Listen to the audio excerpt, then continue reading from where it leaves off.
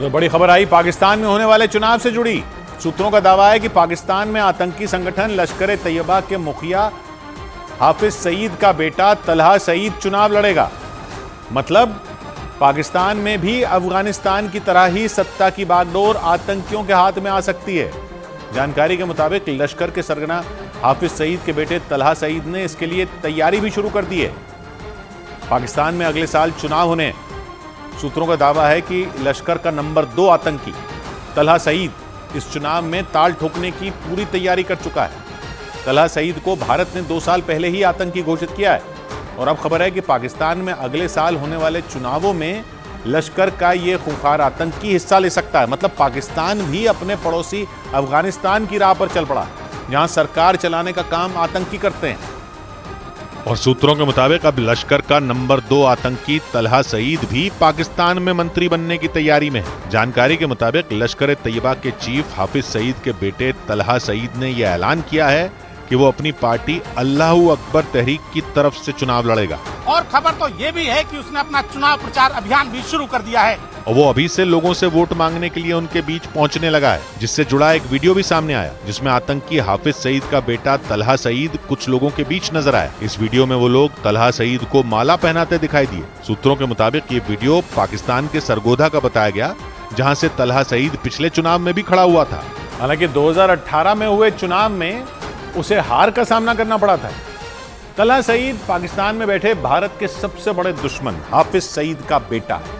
इसके अलावा वो खुद भी लश्कर के खूंखार आतंकियों में शामिल है और माना जा रहा है कि अब वो राजनीति का मुखौटा पहनने की कोशिश में है, इसलिए वो किसी भी कीमत पर चुनाव जीतकर पाकिस्तान में मंत्री बनना चाहता है। हालांकि उसने ये कोशिश पाकिस्तान में 2018 में हुए चुनाव के दौरान भी की थी। 2018 में उसने पाकिस्तान के सरगोधा से चुनाव लड़ा था, लेकिन उसे करीब 11,000 वोटों से हार का सामना करना पड़ा था। इस दौरान उसके साथ हाफिज सईद के दामाद हाफिज खालिद वलीद ने भी लाहौर से चुनाव लड़ा था, लेकिन उसे भी जीत नसीब नहीं हुई थी। वहां 2018 में हुए चुनाव में तलहा सईद की पार्टी अल्लाहू अकबर तहरीक ने कुल 50 उम्मीदवार उतारे थे, लेकिन वो 2018 के चुनाव में कोई खास असर डालने में कामयाब नहीं हो पाए थे। और पाकिस्तान में आतंक का साम्राज्य चलाने वाले हाफिज सईद के लिए ये किसी झटके से कम नहीं था, क्योंकि उस चुनाव में उसके बेटे तलहा सईद को भी जबरदस्त हार का सामना करना पड़ा था। माना जा रहा है कि उसी हार से बौखलाया तलहा सईद एक बार फिर सरगोधा से चुनाव लड़ने की तैयारी में है, जिसके लिए उसने अभी से अपना प्रचार करना शुरू कर दिया है ताकि वो पाकिस्तान में मंत्री बन सके। हालांकि सूत्रों के मुताबिक इस बार वो बड़े पैमाने पर तैयारी में जुटा है और उसका टारगेट पाकिस्तान में सरकार बनाने का है। मतलब अगर तलहा सईद अपने इस प्लान में कामयाब रहा तो पाकिस्तान में आतंकियों की सरकार होगी, क्योंकि तलहा सईद भी अपने पिता हाफिज सईद की तरह ही भारत के दुश्मनों की लिस्ट में टॉप पर है। और भारत ने 2022 में उसे आतंकी घोषित कर दिया था। तलहा सईद आतंकी संगठन लश्कर तैयबा का दूसरे नंबर का कमांडर माना जाता है। सूत्रों का दावा तो यह भी है कि हाफिज सईद के जेल जाने के बाद से लश्कर की कमान वही संभाल रहा है। जानकारी के मुताबिक तलहा सईद 2005 से लश्कर में एक्टिव हुआ था और 2011 तक वो लश्कर की उस विंग को संभालता था जहां युवाओं का ब्रेन वॉश किया जाता था। इसके अलावा उसने लश्कर के भी कई ऑपरेशनों में अहम भूमिका अदा की थी, जिनमें भारत में हुई कई आतंकी गतिविधियां भी शामिल हैं। यही वजह रही कि भारत ने 2022 में उसे वांटेड आतंकियों की लिस्ट में शामिल कर लिया था। हालांकि उसे ग्लोबल टेररिस्ट बनाने की कवायद में चीन ने अड़ंगा लगा दिया था।